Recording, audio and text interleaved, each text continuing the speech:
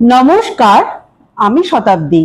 শতাব্দীর গল্পঘর ইউটিউব চ্যানেলে আমার সকল বন্ধুদের স্বাগত। আজ আমি আপনাদের শোনাবো শীর্ষেন্দু মুখোপাধ্যায়ের লেখা নীলুর দুঃখ গল্পটি। গল্পটি ভালো লাগলে অবশ্যই আমার চ্যানেলটিকে সাবস্ক্রাইব করবেন, আর হ্যাঁ, লাইক করবেন, বেল আইকনটি প্রেস করে রাখবেন যাতে সবার আগে আপনার কাছে গল্পটি পৌঁছে যায়।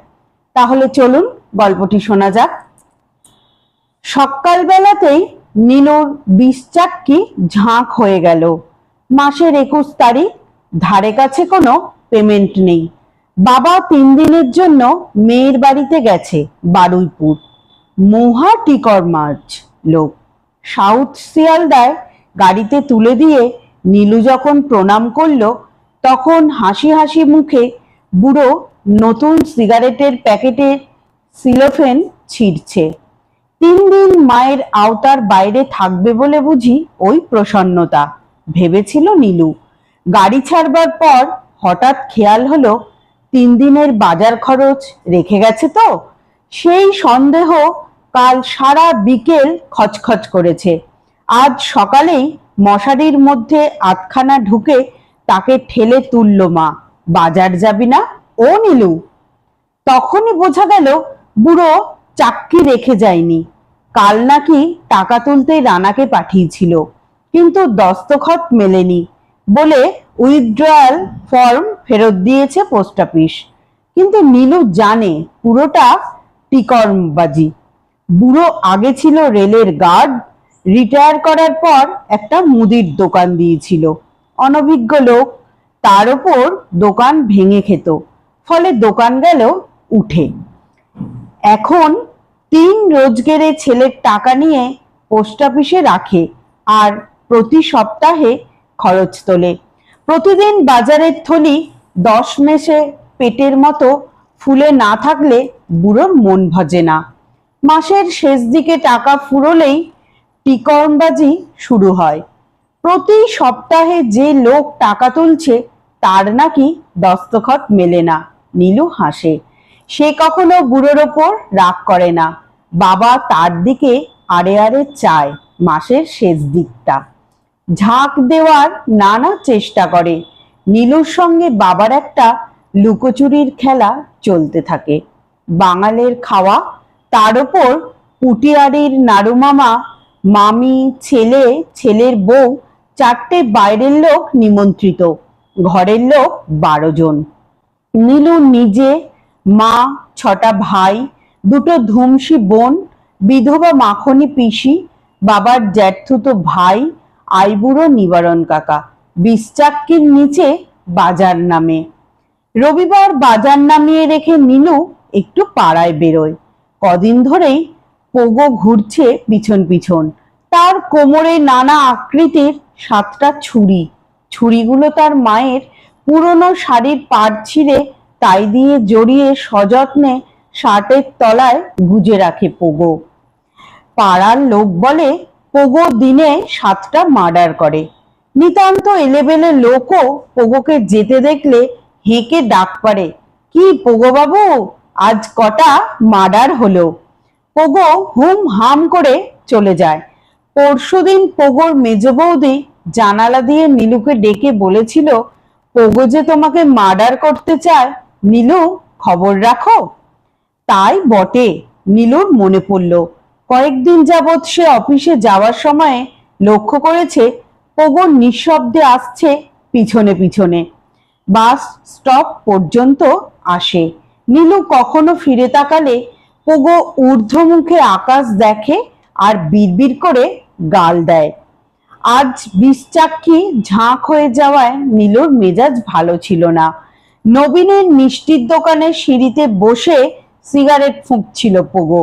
নীলুকে দেখেই আকাশে তাকালো। না দেখার ভান করে কিছু দূর গিয়েই নীলু টের পেল পোগো পিছু নিয়েছে। নীলু ঘুরে দাঁড়ালো। সঙ্গে সঙ্গে পোগো উল্টো বাগে ঘুরে হাঁটতে লাগলো। এগিয়ে গিয়ে তার পাছায় ডান পায়ের একটা লাথি কষালো নীলু। শালা বদের হাঁড়ি! কাঁই শব্দ করে ঘুরে দাঁড়ায় পোগো। জিভ আর প্যালেটের কোনো দোষ আছে পোগোর? এখনো জিভের আর ভাঙেনি। 36 বছরের শরীর, 3 বছর বয়সী মগজ নিয়ে সে ঘুরে বেড়ায়। গরম খেয়ে বলল, খুব ঠাবহান নীলু। বলে দীপ্তি, খুব ঠাবহান। ফের কষাবো আর একটা। পোগো থিতিয়ে যায়। শার্টের ভিতরে লুকানো হাত ছুরি বের করবার প্রাক্কালের ভঙ্গিতে রেখে বলে, একদিন ফুটে ডাবি ঠালা। নীলু আর একবার ডান পা তুলতেই পোগো পিছিয়ে যায়। বিড়বিড় করতে করতে কারখানার পাশের গলিতে ঢুকে পড়ে। সেই কবে থেকে মার্ডারের স্বপ্ন দেখে পোগো। 7-8খানা ছুরি বিছানায় নিয়ে ঘুমোতে যায়। পাছে নিজের ছুরি ফুটে ও নিজে মরে, সেই ভয়ে ও ঘুমোলে ওর মা এসে হাতড়ে হাতড়ে ছুরিগুলো সরিয়ে নেয়। মার্ডারের বড় শখ পোগোর। সারাদিন সে লোককে কত মার্ডারের গল্প করে। কলকাতায় হাঙ্গামা লাগলে ছাদে উঠে দুহাত তুলে লাফায়। মার্ডারের গল্প যখন শোনে তখন নিথর হয়ে যায়। নীলু গতবার গ্রীষ্মে দার্জিলিং বেড়াতে গিয়ে একটা ভোজালি কিনেছিল। তাই সেই শখের ভোজালিটা দিন 7 আগে একদিনের জন্য ধার নিয়েছিল পোগো। ফেরত দেওয়ার সময়ে চাপা গলায় বলেছিল, ভয় নেই, ভালো করে ধুয়ে দিয়েছি। কি ধুয়েছিস? জিজ্ঞেস করেছিল নীলু। অর্থপূর্ণ হেসেছিল পোগো। উত্তর দেয়নি। তোমরা বুঝে নাও কি ধুয়েছি। সেদিনও একটা লাথি কষিয়েছিল নীলু। শালার শয়তানি বুদ্ধি দেখ, ধুয়ে দিয়েছি। কি ধুয়েছিস আব্বে পোগোর বাচ্চা? সেই থেকেই বোধহয় নীলুকে মার্ডার করার জন্য ঘুরছে পোগো। তার লিস্টে নীলু ছাড়া আরো অনেকের নাম আছে যাদের সে মার্ডার করতে চায়। আজ সকালে ব্রিটিশকে খুঁজছে নীলু। কাল ব্রিটিশ জিতেছে 270 কি 80 টাকা। সেই নিয়ে খিচাং হয়ে গেল কাল।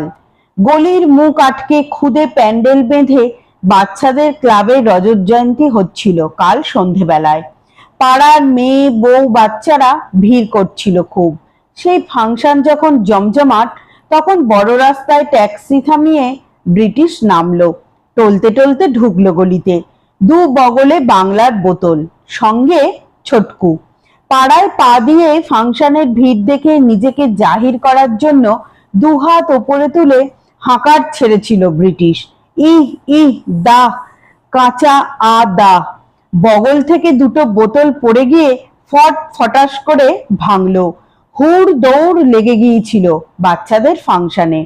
5 বছরের টুমি রানী তখন ডায়াসে দাঁড়িয়ে, কাঠবেড়ালে কাঠবেড়ালে পেয়ারা তুমি খাও বলে দুলতে দুলতে থেমে ভ্যাঁ করার জন্য হাঁ করেছিল মাত্র। সেই সময়ে নীলু, যোগু, জাপান এসে দুটোকে ধরে নিয়ে গিয়েছিল হরতুনের চায়ের দোকানে। নীলু ব্রিটিশের মাথায় জল ঢালে আর জাপান পিছন থেকে হাঁটুর গুঁতো দিয়ে জিজ্ঞেস করে, কত জিতেছিস? প্রথমে ব্রিটিশ চেঁচিয়ে বলেছিল, আব্বে 50,000। জাপান আরো দুবার হাঁটু চালাতেই সেটা নেমে দাঁড়ালো 2,000-এ। সেটাও বিশ্বাস হলো না কারো। পাড়ার বুকি বিশুর কাছ থেকে সবাই জেনেছে ঈদ কাঁচা চাঁদ হট ফেভারিট ছিল। আরো কয়েকবার ঝাঁকার খেয়ে সত্যি কথা বলল ব্রিটিশ। 300 মাইরি বলছি, বিশ্বাস করো। পকেট সার্চ করে 100-2 মতো পাওয়া গিয়েছিল। আজ সকালে তাই ব্রিটিশকে খুঁজছে নীলু। মাসের 21 তারিখ। ব্রিটিশের কাছে 30 টাকা পাওনা। গত শীতে দর্জির দোকান থেকে ব্রিটিশের টেরিকটনের প্যান্টটা ছাড়িয়ে দিয়েছিল নীলু। এতদিন চাইনি, গতকাল নিয়ে যেতে পারতো, কিন্তু মাতালের কাছ থেকে নেওয়া উচিত নয় বলে নেয়নি। আজ দেখা হলে চেয়ে নেবে। চায়ের দোকানে ব্রিটিশকে পাওয়া গেল না। ভিআইপি রোডের মাঝখানে যে সবুজ ঘাসের চত্বরে বসে তারা আড্ডা মারে সেখানেও না। ফুলবাগানের মোড় পর্যন্ত এগিয়ে দেখলো নীলু, কোথাও নেই। কাল রাতে নীলু বেশিক্ষণ ছিল না হরতুনের দোকানে। জাপান, যোগু ওরা ব্রিটিশকে ঘিরে বসেছিল। বহু কাল তারা এমন মানুষ দেখেনি যার পকেটে ফালতু 200 টাকা। জাপান মুখ চোখাচ্ছিল। কে জানে রাতে আবার ওরা ট্যাক্সি ধরে ধর্মতলার দিকে গিয়েছিল কিনা। গিয়ে থাকলে ওরা এখনো বিছানা নিয়ে আছে। দুপুর গড়িয়ে উঠবে। ব্রিটিশের বাড়িতে আজকাল আর যায় না নীলু। ব্রিটিশের মা আর দাদার সন্দেহ ওকে নষ্ট করেছে নীলুই। নইলে নীলু গিয়ে ব্রিটিশকে টেনে তুলতো বিছানা থেকে, বলতো, না হকের পয়সা পেয়েছিস, হিস্সা চাই না, আমার হকেরটা দিয়ে দে। না, আবার ভেবে দেখলো নীলু, 200 টাকা, মাত্র 200 টাকার আয়ু এই বাজারে কতক্ষণ? কাল যদি ওরা সেকেন্ড টাইম গিয়ে থাকে ধর্মতলায়, তবে ব্রিটিশের পকেটে এখন হপ্তার খরচও নেই। মোড়ে দাঁড়িয়ে একটা সিগারেট ধরায় নীলু, ভাবে 20 টাক্কি যদি ঝাঁক হয়ে গেল, তবে কিভাবে বাড়ির লোকজনের ওপর একটা মৃদু প্রতিশোধ নেওয়া যায়। অমনি শোভন আর তার বউ বল্লরীর কথা মনে পড়ে গেল তার। শোভন কাজ করে কাস্টমসে। 3 বারে 3টি বিলিতি টেরিলিনের শার্ট তাকে দিয়েছে শোভন, আর দিয়েছে সস্তার একটা গ্রুয়েন ঘড়ি। তার ভদ্রলোক বন্ধুদের মধ্যে শোভন একজন, যাকে বাড়িতে ডাকা যায়। কতবার ভেবেছে নীলু, শোভন, বল্লরী আর ওদের দুটো কচি মেয়েকে এক দুপুরের জন্য বাড়ি নিয়ে আসবে, খাইয়ে দেবে ভালো করে। খেয়ালই থাকে না এসব কথা। মাত্র 3 স্টপ দূরে থাকে শোভন। মাত্র সকাল 9টা বাজে। আজ ছুটির দিন। বল্লরী নিশ্চয়ই রান্না চাপিয়ে ফেলেনি। উনুনে আঁচ দিয়ে চা ফা লুচি ফুচি হচ্ছে এখনো। দুপুরে খাওয়ার কথা বলার পক্ষে খুব বেশি দেরি বোধহয় হয়নি এখনো। 36 নম্বর বাসটা থামতেই উঠে পড়ল নীলু। উঠেই বুঝতে পারে বাসটা দখল করে আছে 10-12 জন ছেলে ছোকরা। পরনে শার্ট পায়জামা কিংবা সরু প্যান্ট, বয়স 16-র এদিক ওদিক। তাদের হাসির শব্দ থুতু ফেলার আগে গলা খাকানে খ্যাঁ খ্যাঁ করে শোনাচ্ছিল। লেডিস সিটে 2-3 জন মেয়ে ছেলে বাইরের দিকে মুখ ফিরিয়ে বসে। 2-4 জন ভদ্রলোক ঘাড় শটান করে পাথরের মতো সামনের শূন্যতার দিকে চেয়ে আছে। ছোকরারা নিজেদের মধ্যেই চেঁচিয়ে কথা বলছে, উল্টোপাল্টা কথা, গানের কলি। কন্ডাক্টর 2 জন 2 দরজায় সিটিয়ে দাঁড়িয়ে, ভাড়া চাইবার সাহস নেই। তবু ছোকরাদের একজন দলের পরমেশ নামে আর একজনকে ডেকে বলছে, পরমেশ, আমাদের ভাড়াটা দিলি না? কত করে?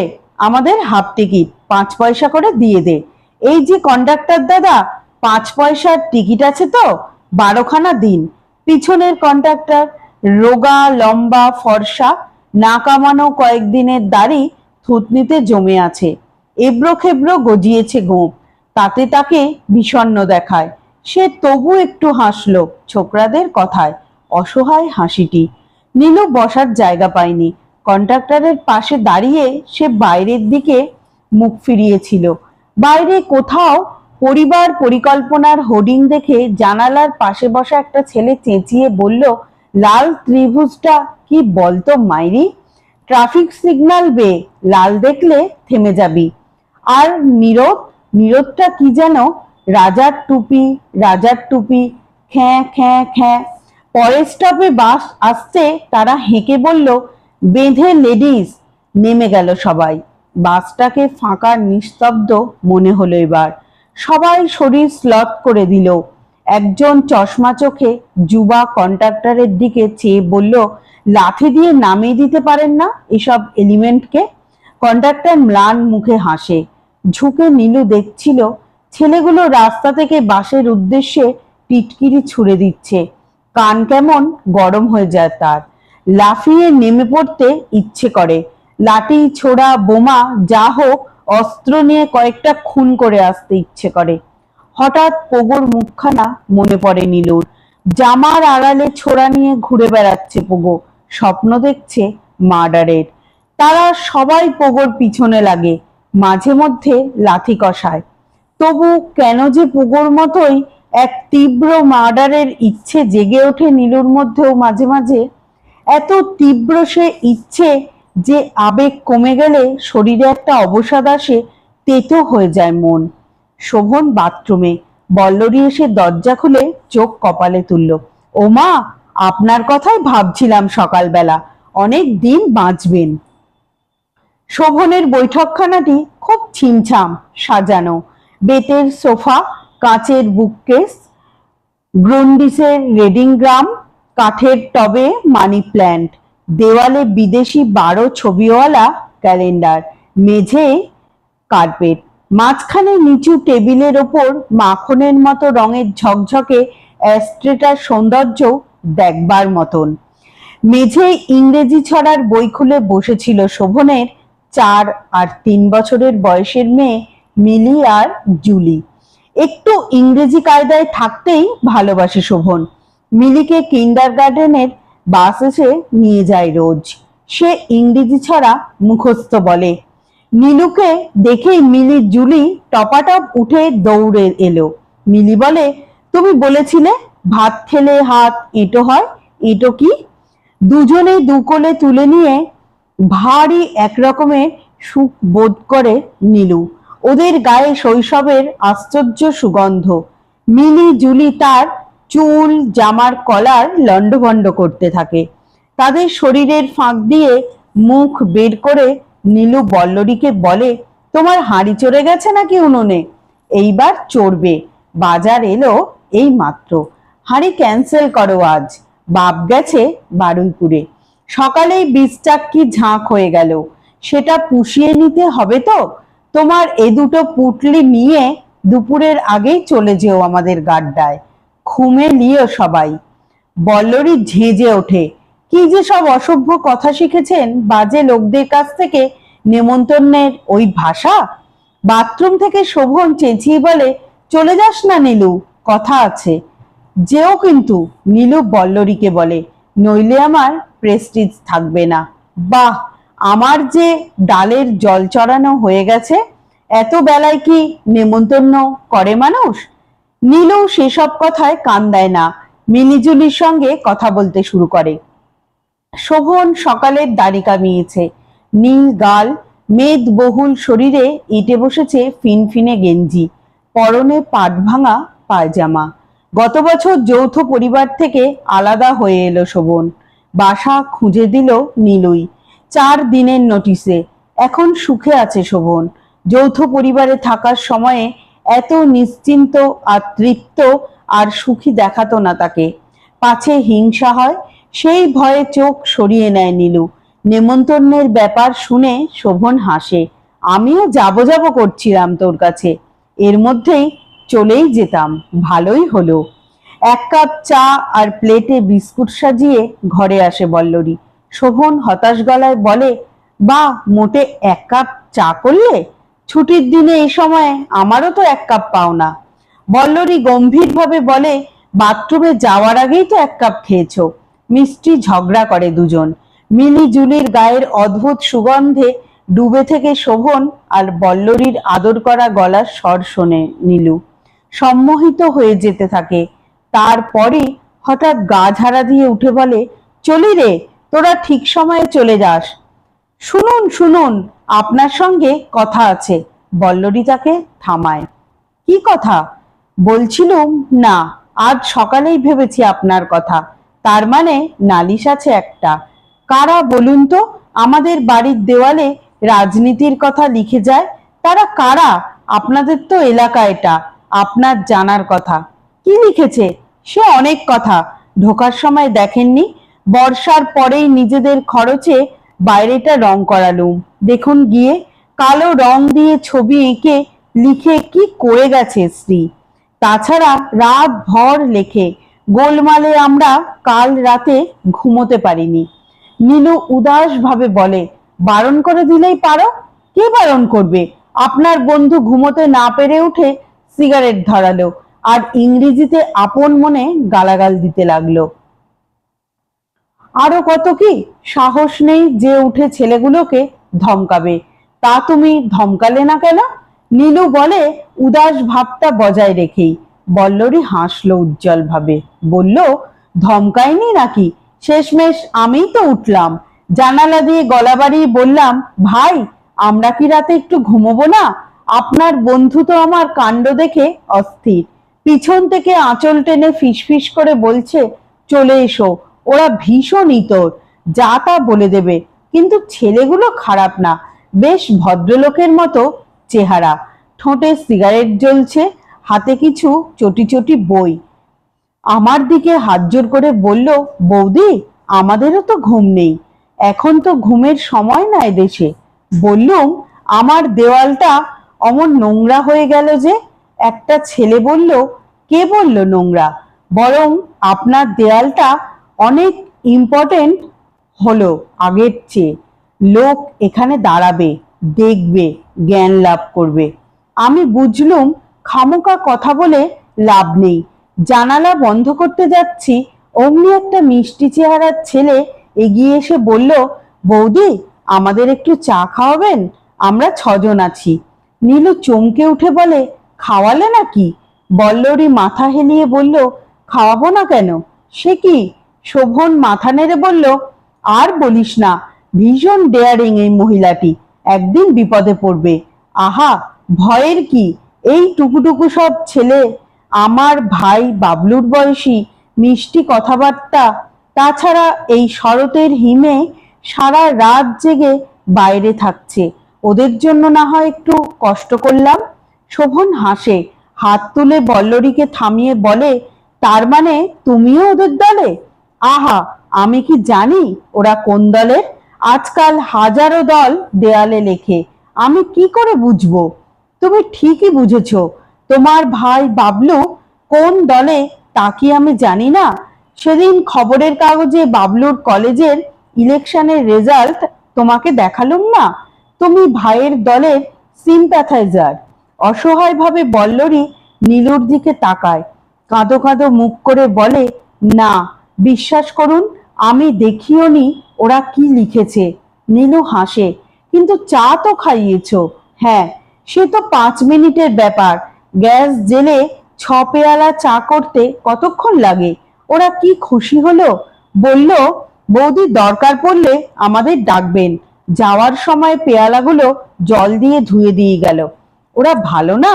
নীলু শান্তভাবে একটু মুচকি হাসে, কিন্তু তোমার নালিশ ছিল, বলছিলে যে? এ তো নালিশ নয়, প্রশংসা। না, নালিশই। কারণ আজ সকালে হঠাৎ গোটা 2 বড় বড় ছেলে এসে হাজির। বলল, আপনাদের দেয়ালে ওসব লেখা কেন? আপনারা কেন এসব অ্যালাউ করেন? আপনার বন্ধু ঘটনাটা বুঝিয়ে বলতে ওরা থমথমে মুখ করে চলে গেল। আপনি ওই 6 জনকে যদি চিনতে পারেন তবে বলবেন, ওরা যেন আর আমাদের দেয়ালে না লেখে। লিখলে আমরা বড় বিপদে পড়ে যাই। 2 দলের মাঝখানে থাকতে ভয় করে আমাদের। বলবেন যদি চিনতে পারেন। শোভন মাথা নেড়ে বলে, তার চেয়ে নীলু, তুই আমার জন্য আর একটা বাসা দেখ। এই দেয়ালের লেখা নিয়ে ব্যাপার কদ্দূর গড়ায় কে জানে। এরপর বোমা কিংবা পেটো ছুড়ে দিয়ে যাবে জানালা দিয়ে, রাস্তায় পেলে আলু টপকাবে। তার উপর বল্লরীয়দের চা খাইয়েছে। যদি সে ঘটনার সাক্ষী সাবুত কেউ থেকে থাকে, তবে এখানে থাকাটা বেশ রিস্কি এখন। বল্লরী নীলুর দিকে চেয়ে বলল, বুঝলেন তো, আমাদের কোনো দলের ওপর রাগ নেই। রাত জাগা 6টা ছেলেকে চা খাইয়েছি, সে তো আর দল বুঝে নয়, অন্য দলের হলেও খাওয়াতুম। বেরিয়ে আসার সময়ে দেয়ালের লেখাটা নীলু এক পলক দেখল। তেমন কিছু দেখার নেই। সারা কলকাতার দেয়াল জুড়ে ছড়িয়ে আছে বিপ্লবের ডাক, নিঃশব্দে। কয়েকদিন আগে এক সকালবেলায় হরলালের জ্যাঠামশাইকে নীলু দেখেছিল প্রাতঃভ্রমণ সেরে ফেরার পথে লাঠি হাতে দাঁড়িয়ে আছেন দেওয়ালের সামনে। পড়লেন লেখা। নীলুকে ডেকে ডাক দিলেন তিনি। বললেন, এইসব লেখা দেখেছ নীলু? কি লেখা? কি রকম স্বার্থপরতার কথা! আমাদের ছেলেবেলায় মানুষকে স্বার্থত্যাগের কথাই শেখানো হতো। এখন এরা শেখাচ্ছে স্বার্থ সচেতন হতে, হিংস্র হতে। দেখেছ কিরকম উল্টো শিক্ষা? নীলু শুনে হেসেছিল। উনি গম্ভীর হয়ে বললেন, হেসো না। রামকৃষ্ণদেব যে কামিনী কাঞ্চন সম্বন্ধে সাবধান হতে বলেছিলেন, তার মানে বোঝো? নীলু মাথা নেড়েছিল। না। উনি বললেন, আমি এতদিনে সেটা বুঝেছি। রামকৃষ্ণদেব আমাদের দুটো অশুভ শক্তি সম্বন্ধে সচেতন হতে বলেছিলেন। একটা হচ্ছে ফ্রয়েডের প্রতিকামিনী, অপরটা মার্কসের কাঞ্চন। ও দুটো তত্ত্ব পৃথিবীকে ব্যভিচার আর স্বার্থপরতার দিকে নিয়ে যাচ্ছে। তোমার কি মনে হয়? নীলু ভীষণ হেসে ফেলেছিল। হরলালের জ্যাঠামশাই রেগে গিয়ে দেওয়ালে লাঠি ঠুকে বললেন, তবে এর মানে কি? পড়ে দেখো, এসব ভীষণ স্বার্থপরতার কথা কি না? তারপর থেকে যতবার সেই কথা মনে পড়েছে ততবার হেসেছে নীলু একা একা। বেলা বেড়ে গেছে, বাসায় খবর দেওয়া নেই যে শোভনরা খাবে। খবরটা দেওয়া দরকার। ফুলবাগানের মোড় থেকে নীলু একটা শর্টকাট ধরল। বড় রাস্তায় যেখানে গলির মুখ এসে মিশেছে সেখানেই দেয়ালে পিঠ দিয়ে দাঁড়িয়ে আছে সাধন, নীলুর চতুর্থ ভাই। কলেজের শেষ ইয়ারে পড়ে। নীলুকে দেখে সিগারেট লুকালো। পথ চলতি অচেনা মানুষের মতো দুজনে দুজনকে চেয়ে দেখলো, একটু চোখ সরিয়ে নিল। তাদের দেখে কেউ বুঝবে না যে তারা এক মায়ের পেটে জন্মেছে, একই ছাদের নিচে, একই বিছানায় শোয়। নীলু শুধু জানে সাধন তার ভাই। সাধনের আর কিছুই জানে না সে। কোন দল করছে সাধন, কোন পথে যাচ্ছে, কেমন তার চরিত্র, কিছুই জানা নেই নীলুর। কেবল মাঝে মাঝে ভোরবেলা উঠে সে দেখে সাধনের আঙুলে কিংবা জামায় আলকাতরার দাগ। তখন মনে পড়ে গভীর রাতে ঘুমোতে এসেছিল সাধন। এখন কেন জানে না সাধনের সঙ্গে একটু কথা বলতে ইচ্ছে করছিল নীলুর। সাধন, তুই কেমন আছিস? তোর জামা প্যান্ট নিয়েছিস তুই? অনার্স ছাড়িসনি তো? এরকম কত জিজ্ঞাসা করার আছে। একটু এগিয়ে গিয়েছিল নীলু। ফিরে আসবে কিনা ভেবে ইতস্তত করছিল। মুখ ফিরিয়ে দেখলো সাধন তার দিকেই চেয়ে আছে এক দৃষ্টে। হয়তো জিজ্ঞেস করতে চায়, দাদা ভালো আছিস তো? বড্ড রোগা হয়ে গেছিস, তোর ঘাড়ের নলি দেখা যাচ্ছে রে। কুসুমদির সঙ্গে তোর বিয়ে হলো না শেষ পর্যন্ত? না, ওরা বড়লোক তাই। তুই আলাদা বাসা করতে রাজি হলি না তাই। না হোক, কুসুমদির সঙ্গে তোর বিয়ে, কিন্তু আমরা ভাইরা তো জানি তোর মন কত বড়। বাবার পর তুই কেমন আগলে আছিস আমাদের। আহারে দাদা, রোদে ঘুরিস না, বাড়ি যা। আমার জন্য ভাবিস না। আমি রাতচরা, কিন্তু নষ্ট হচ্ছি না রে, ভয় নেই। কয়েক পলক নির্জন গলিপথে তারা দুজনে দুজনের দিকে চেয়ে এরকম নিঃশব্দে কথা বলল। তারপর সামান্য লজ্জা পেয়ে নীলু বাড়ির দিকে হেঁটে যেতে লাগলো। দুপুরে বাড়িতে কাণ্ড হয়ে গেল খুব। নাড়ুমামি কলকল করে কথা বলে, সেই সঙ্গে মা আর ছোট বোনটা। শোভনের দুই মেয়ে কাণ্ড করলো আরো বেশি। বাইরের ঘরে শোভন আর নীলু শুয়েছিল, ঘুমোতে পারল না। সাধন ছাড়া ভাইয়েরা যে যার আগে খেয়ে বন্ধু বান্ধবদের বাড়িতে কি আস্তানায় কেটে পড়েছিল। তবু যজ্ঞী বাড়ির ভিড়ের মতো রইল রবিবারের দুপুর। সবার শেষে খেতে বসলো সাধন। মিষ্টি মুখের ডৌলটুকু আর গায়ের ফর্সা রং রোদে পুড়ে তেতে কেমন টেনে গেছে। মেঝেতে ছক পেতে বাইরের ঘরেই লুডো খেলছিল বল্লরী, মামি আর নীলুর দুই বোন। সাধন ঘরে ঢুকতেই নীলু বল্লরীর মুখখানা লক্ষ্য করলো। যা ভেবেছিল তা হলো না। বল্লরী চিনতেও পারল না সাধনকে। মুখ তুলে দেখলো একটু, তারপর চালনির ভিতর ছক্কাটাকে খটাখট পেরে দান ফেললো। সাধনও চিনল না। একটু হতাশ হলো নীলু। হয়তো রাতের সেই ছেলেটা সত্যিই সাধন ছিল না, নয়তো এখনকার মানুষ পরস্পরের মুখ বড় তাড়াতাড়ি ভুলে যায়। নীলু গলা উঁচু করে বলল, তোমার মেয়ে দুটো বড় কাণ্ড করছে বল্লরী, ওদের নিয়ে যাও। আহ, একটু রাখুন না বাবা, আমি প্রায় ঘরে পৌঁছে গেছি। রাত্রির শোতে শোভন আর বল্লরী জোর করে টেনে নিয়ে গেল নীলুকে। অনেক দামি টিকিটে বাজে একটা বাংলা ছবি দেখলো তারা। তারপর ট্যাক্সিতে ফিরল। জ্যোৎস্না ফুটেছে খুব। ফুল বাগানের মোড়ে ট্যাক্সি ছেড়ে জ্যোৎস্নায় ধীরে ধীরে হেঁটে বাড়ি ফিরছিল নীলু। রাস্তা ফাঁকা, দুধের মতো জ্যোৎস্নায় ধুয়ে যাচ্ছে চরাচর। দেয়ালে দেয়ালে বিপ্লবের ডাক। নিরপেক্ষ মানুষেরা তারই আড়ালে শুয়ে আছে। দূরে দূরে কোথাও পেটো ফাটবার আওয়াজ ওঠে। মাঝে মধ্যে গলির মুখে মুখে যুদ্ধের ব্যূহ তৈরি করে লড়াই শুরু হয়। সাধন আছে ওই দলে। কে জানে একদিন হয়তো তার নামে একটা শহীদ স্তম্ভ ওই ঢিবির মতো গজিয়ে উঠবে গলির মুখে। পাড়া আজ নিস্তব্ধ। তার মানে নীলুর ছোট লোক বন্ধুরা কেউ আজ মেজাজে নেই। হয়তো ব্রিটিশ আজ মাল খায়নি, যোগু আর জাপান গেছে ঘুমোতে। ভাবতে ভালোই লাগে, শোভন আর বল্লরীর ভালোবাসার বিয়ে। পর সংসার ছেড়ে এসে সুখে আছে ওরা। কুসুমের বাবা শেষ পর্যন্ত মত করলেন না। এই বিশাল পরিবারে তার আদরের মেয়ে এসে অথই জলে পড়বে। বাসা ছেড়ে যেতে পারল না নীলু। যেতে কষ্ট হয়েছিল, কষ্ট হয়েছিল কুসুমের জন্য। কোনটা ভালো হতো তা সে বুঝলই না। একা হলে ঘুরে ফিরে কুসুমের কথা বড় মনে পড়ে। বাবা ফিরবে পরশু, আরো দুদিন। তার কিছু চাক্ষি ঝাঁক যাবে। হাসি মুখেই মেনে নেবে নীলু, নয়তো রাগই করবে, কিন্তু ঝাঁক হবেই। বাবা ফিরে নীলুর দিকে আড়ে আড়ে অপরাধীর মতো তাকাবে, হাসবে মিটিমিটি। খেলটুকু ভালোই লাগবে নীলুর। সে এই সংসারের জন্য প্রেমিকাকে ত্যাগ করেছে, কুসুমকে। এই চিন্তায় সে কি মাঝে মাঝে নিজেকে মহৎ ভাববে?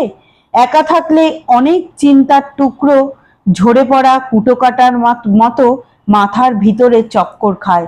বাড়ির ছায়া থেকে পোগো হঠাৎ নিঃশব্দে পিছু নেয়। মনে মনে হাসে নীলু। তারপর ফিরে বলে, পোগো কি চাস? পোগো দূর থেকে বলে, ঠালা, তোকে মার্ডার করব। ক্লান্ত গলায় নীলু বলে, আয় করে যা মার্ডার। পোগো চুপ থাকে একটু, সতর্ক গলায় বলে, মারবি না বল। বড় কষ্ট হয় নীলুর। ধীরে ধীরে পোগোর দিকে এগিয়ে গিয়ে বলে, মারবো না, আয় একটা সিগারেট খা। পোগো খুশি হয়ে এগিয়ে যায়। নিশুত রাতে এক ঘুমন্ত বাড়ির সিঁড়িতে বসে নীলু, পাশে পাগলা পোগো। সিগারেট ধরিয়ে নেয় দুজনে। তারপর যা নীলু কখনো কাউকে বলতে পারে না, সেই হৃদয়ের দুঃখের গল্প, কুসুমের গল্প অনর্গল বলে যায় পোগোর কাছে। পোগো নিবিষ্ট মনে বুঝবার চেষ্টা করে। নমস্কার বন্ধুরা।